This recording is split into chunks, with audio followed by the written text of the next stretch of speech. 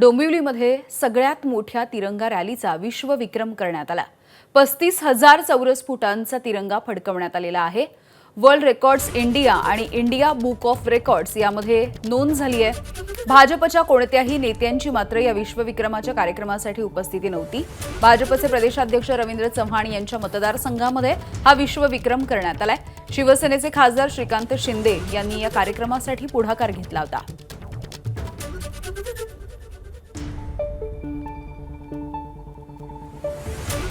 अक्षय भाटकर आमचे प्रतिनिधी आपल्याला याविषयी माहिती देत आहेत। अक्षय, एक चांगला उपक्रम आणि हा विश्वविक्रम म्हणून नोंद झालेली आहे याची, मात्र या कार्यक्रमाच्या निमित्ताने शिवसेना आणि भाजप यांच्यामधली काहीशी या दोन्ही पक्षांमधला काहीसा दुरावा बघायला मिळालेला आहे।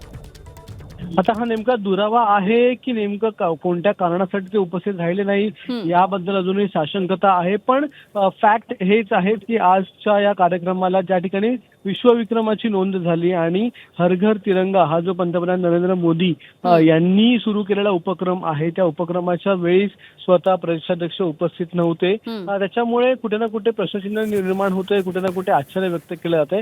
केवळ प्रदेशाध्यक्ष रवींद्र चव्हाण हेच उपस्थित नव्हते असं नाही, तर त्या डोंबिवली परिसरामध्ये जितके भाजपचे त्या ठिकाणी स्थानिक पदाधिकारी आहेत हे देखील आजच्या कार्यक्रमाला दिसून आले नाही, त्यामुळे हा प्रश्नचिन्ह निर्माण झालेला आहे।